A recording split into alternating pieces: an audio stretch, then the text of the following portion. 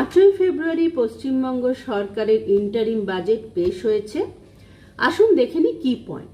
লক্ষ্মীর ভাণ্ডারের টাকা 500 বাড়ানো হয়েছে, অর্থাৎ এখন থেকে সাধারণ ঘরের মেয়েরা পাবে 1500 টাকা, এসসি এসটিরা পাবেন 1700 টাকা।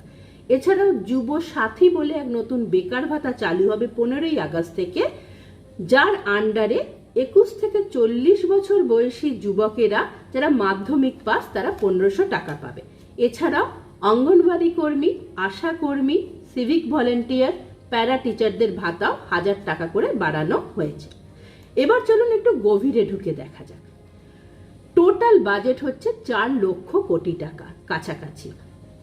এর মধ্যে এস্টিমেটেড রেভিনিউ ডেফিসিট অর্থাৎ বছরের শেষে ধার হবে 35,000 কোটি থেকে 43,000 কোটির মধ্যে।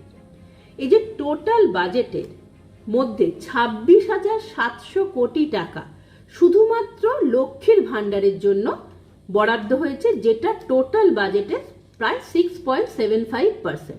এছাড়াও অন্য ভাতা আছে।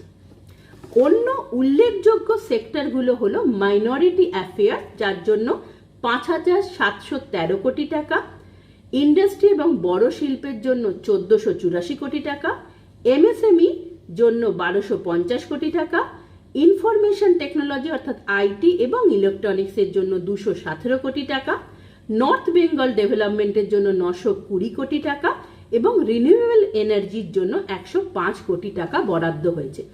অর্থাৎ আপনি যদি বড় শিল্প, industry, MSME, information technology and electronics, north Bengal development fund এবং রিনিউয়েবল এনার্জি সবকটাকে জোড়ে, তাও সেটা মাইনরিটি অ্যাফেয়ার্সের জন্য যে টাকা বরাদ্দ হয়েছে তার থেকে 1700 কোটি টাকা কম।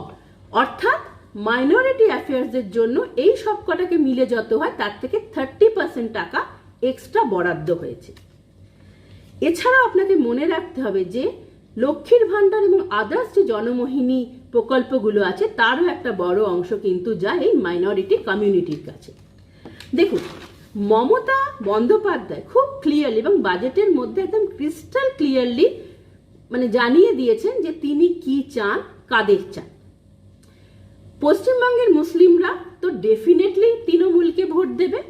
প্রশ্ন হচ্ছে পশ্চিমবঙ্গের হিন্দু সমাজ কাকে ভোট দেবে, কারণ এই বছরই তাদের লাস্ট চান্স। নেক্সট বারে অর্থাৎ 2031 সালে যখন ভোট হবে তখন তাদের ভোটের আর কোনো মূল্য থাকবে না, তারা যাকেই ভোট দিক কিছু এসে যায় না। প্রশ্নটা থাকলো।